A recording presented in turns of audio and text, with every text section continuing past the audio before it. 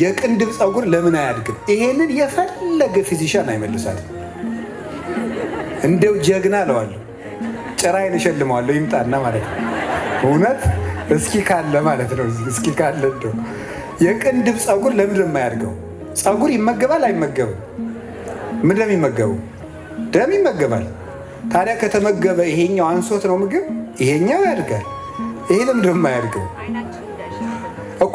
አይናችን እንዳይሸፍነው። ትክክል፣ አይናችን እንዳይሸፍነው። ግን እንዴት አለማደግ ቻለ ነው ጥያቄ። ኔቸር ነው የሚለው ሳይንስ። የሳይንስ መደበቂያው ኔቸር ነው። ኔቸሩ ለምን ሆነ ነው። ስለዚህ ሳይንስ ሃውን ይናገራል፣ ሃይማኖት ግን ዋይን ይናገራል ይባላል። ሳይንስ የሚናገረው ምንድን ነው? ሃው፣ እንዴት ነው ይሄ የሚደረገው ነው። ዋይን ግን መልስ የለውም። ሰዎች ሲተኙ አይናቸውን ይጨፍናሉ። በጣም ጥሩ። አንዳንድ ሰዎች ግን ሲተኙ አይናቸውን የሚገልጡ አሉ። እኔ የአይን ስፔሻሊስት ጠይቄያለሁ። ለምን ብዬ ማለት ነው። መልሱ ኔቸር ነው። ለዋይ ሳይንስ መልስ የለውም በእውነቱ። ለምን የሚለውን የሚመልስ ማን ነው?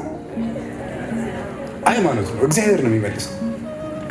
እና ለምንድን ነው ይሄ የማያድገው? ይሄ ከግንባራችን የሚመጣውን ጨው ለመቆጣጠር፣ ላበታችን ጨው ስላለው ያ አይናችን ተንቆርቁሮ እንዳያጠፋ በዚህ የመጣውን ላብ እንዲገድብ የተፈጠረ ነው ቅንድብ። ሴቶች ቅንድባችሁን እንዲያትሉታላችሁ አሉ። ሰው ነው የነገረኝ፣ ሰው ነው የነገረኝ። ስለዚህ ብትተው አይሻልም? እውነቴን ነው ማለት ነው።